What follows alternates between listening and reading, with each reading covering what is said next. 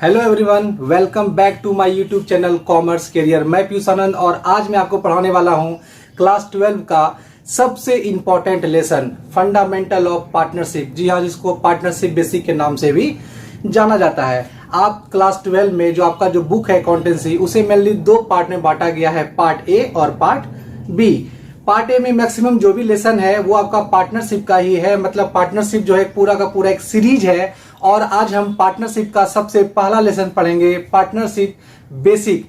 इस चैप्टर में हम आपको काफी कुछ जानकारी देंगे पार्टनरशिप के बारे में, जैसे कि पार्टनरशिप क्या है, पार्टनरशिप के फीचर्स कौन कौन से हैं, पार्टनरशिप डीड क्या है, अगर पार्टनरशिप डीड नहीं है तो कौन कौन से रूल्स को अप्लाई किया जाता है, पीएल एप्रोप्रिएशन अकाउंट क्या है, पार्टनर्स कैपिटल अकाउंट क्या है, यह कितने तरह का होता है, इसे किस प्रकार तैयार किया जाता है, और भी काफी कुछ।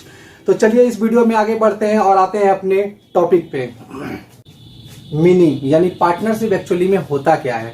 देखिए पार्टनरशिप क्या है, अगर हम डिफिनेशन पे बात करें तो Indian partnership act 1932, Indian partnership act 1932 का जो सेक्शन 4 है वो क्या कहता है कि partnership is the relation, partnership is the relation between persons who have agreed to share the profit of a business carried on by all और any of them acting for all.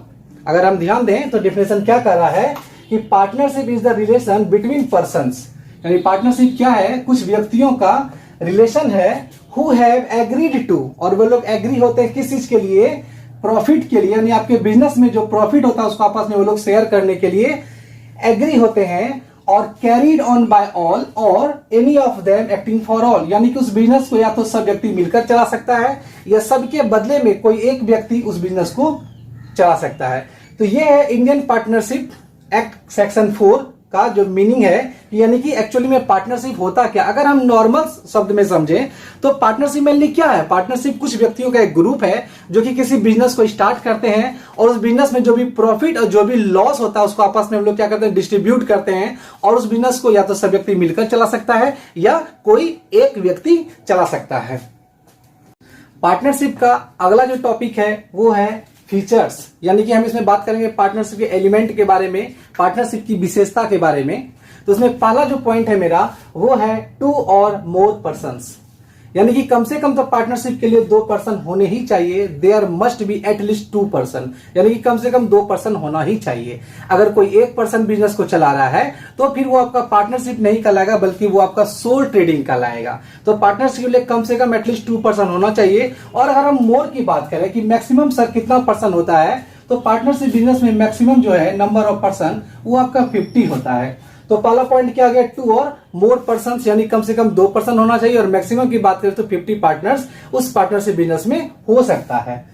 अगला topic है आपका agreement. ये बहुत ही important topic है, थोड़ा ध्यान दीजिएगा। एग्रीमेंट का मतलब होता है समझौता, यानी कि पार्टनरशिप बिजनेस में सब पार्टनर के बीच में एक एग्रीमेंट होना चाहिए, और ये एग्रीमेंट रिटन भी हो सकता है और ऑरल भी हो सकता है। अगर किसी पार्टनरशिप बिजनेस में कोई रिटन एग्रीमेंट है उसे पार्टनरशिप एग्रीमेंट या पार्टनरशिप डीड के नाम से जाना जाता है। यानी पार्टनर के बीच में सबसे मेन इंपॉर्टेंट टॉपिक क्या है कि उन सबके बीच में एक समझौता, एक एग्रीमेंट होना चाहिए।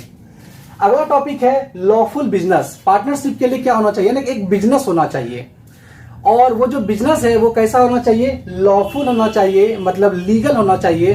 दैट मीन्स कि जिसे कानून मान्यता देती है वैसा बिजनेस होना चाहिए। आगे हम देख रहे हैं प्रॉफिट शेयरिंग, सबसे इंपॉर्टेंट टॉपिक की अगर बिजनेस में कभी भी प्रॉफिट हो रहा है या लॉस भी हो रहा है, ठीक है, अगर कहीं भी बिजनेस में प्रॉफिट हो रहा है या लॉस हो रहा है तो पार्टनर को उसे आपस में डिस्ट्रीब्यूट करना चाहिए। यानी अगला टॉपिक क्या था, प्रॉफिट शेयरिंग।